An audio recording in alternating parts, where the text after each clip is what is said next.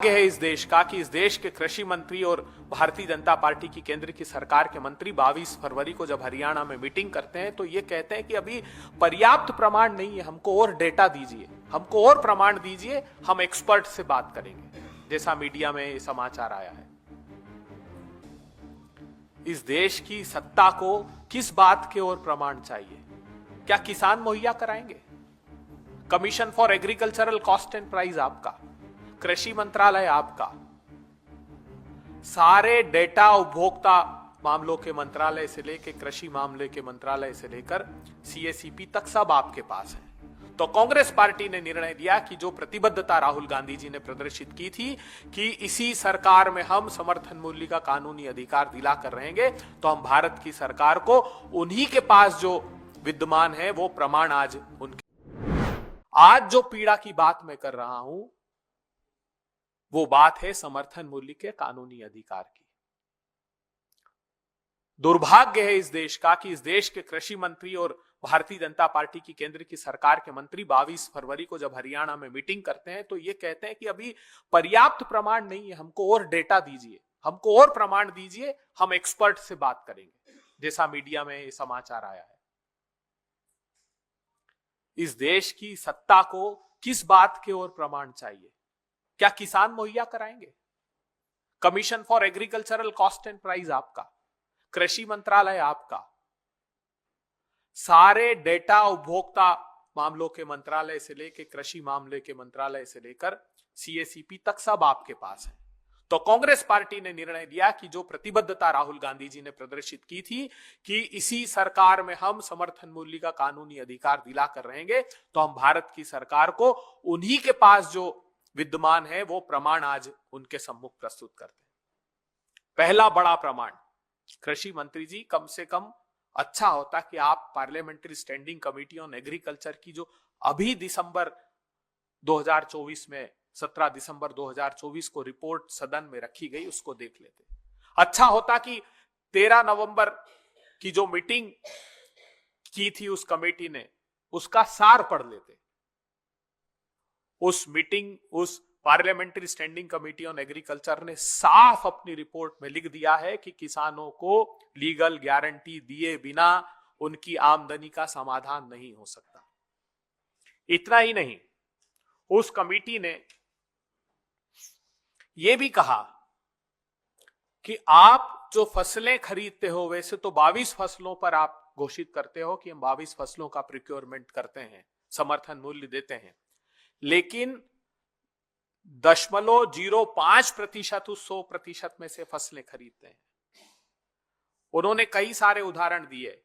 मैं आपको 2023-24 का एक उदाहरण देना चाहता हूं। गेहूं का उत्पादन हुआ 1129 लाख टन, देश की सरकार ने खरीदा 23.2%, अर्थात 262 लाख टन।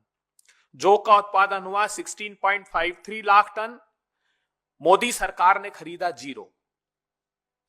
चने का उत्पादन हुआ 115 लाख टन, मोदी सरकार ने 0.43 लाख टन अर्थात 0.37% खरीदा। मसूर 17.54 लाख टन, एमएसपी पर फसल खरीदी गई 2.47 लाख टन अर्थात 14.08%।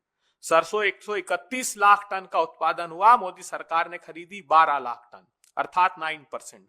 कुसुम 0.51 लाख टन, मोदी सरकार ने खरीदा 0, अर्थात ज्यादातर फसलें मोदी सरकार खरीदती नहीं। और उस कमेटी की फाइंडिंग्स में यह भी पाया गया कि वो अलग अलग स्थानों पर उन्होंने सर्वे भी किया, तो उसमें यह पाया गया कि अलग अलग प्रांतों में लागत मूल्य अलग अलग है। कहीं चने का, कहीं गेहूं का, ये लागत मूल्य अलग अलग है, मगर commission for agricultural cost and price एक ही समर्थन मूल्य घोषित कर रहा है और वो भी अपर्याप्त। और ये बात सिर्फ कमेटी नहीं कह रही, ये बात खुद सीएसीपी भी मानता है। उदाहरण के तौर पर महाराष्ट्र में जैसे 2425 रुपए गेहूं का समर्थन मूल्य है, भारतीय जनता पार्टी के महाराष्ट्र प्रांत ने कहा कि हमारे यहां लागत इतनी है कि हमको 4,461 रुपए समर्थन मूल्य गेहूं का दीजिए। झारखंड ने मांगा 2855 रुपए और मोदी जी आपके स्वयं के प्रांत गुजरात ने मांगा 4050 रुपए। इसी प्रकार चने का 7,119 रुपए महाराष्ट्र ने मांगा, आंध्र प्रदेश ने 8,341 रुपए मांगा, आपके प्रांत गुजरात ने 7,050 रुपए मांगा। इसका आशय यह है कि आपकी प्रांत की सरकारों का भी आप दमन कर रहे हैं। अगर वो कह रही है कि हमारे यहां लागत अधिक है और समर्थन मूल्य पर्याप्त घोषित नहीं किया जाता, तब भी मोदी सरकार उसका संज्ञान लेने को तैयार नहीं है। इतना ही नहीं, जो कुठाराघात किसानों के साथ मोदी सरकार एक तरह से और कर रही है। आप देखते होंगे कि बड़ी बड़ी सुर्खियां की 1,34,000 करोड़ रुपए का कृषि का बजट हुआ, 1,24,000 करोड़ रुपए का मोदी सरकार ने अनाउंस किया। लेकिन उसकी सच्चाई यह है कि मोदी सरकार जो घोषित करती है बजट में वो खर्च नहीं करती। मोदी सरकार ने अब तक 1,10,000 करोड़ रुपए बीते 6 साल में सरेंडर कर दिए, खर्च नहीं किए। 1,10,000 करोड़ रुपए। इतना ही नहीं, मोदी सरकार ने लगातार जो कुल देश का बजट है उसमें एग्रीकल्चर बजट को कम करना प्रारंभ कर दिया। 20-21 में वो था 4.41%, 21-22 में 3.53%, 22-23 में 3.14%, 23-24 में 2.57% और 24-25 में 2.54%। अर्थात वर्ष दर वर्ष मोदी सरकार उस बजट में कटौती करती जा रही है। इतना ही नहीं, एक बड़ा कुठाराघात मोदी सरकार ने और किया है, वो है हमारे सब प्लान में जो हमारे दलित आदिवासी भाइयों के लिए बजट का प्रावधान किया जाता है। अलग से एक सब प्लान बनता है, हर एक मिनिस्ट्री में उन शेड्यूल कास्ट के भाइयों के लिए कितना पैसा खर्च किया जाएगा उसका एक सब प्लान अलग से बनता है।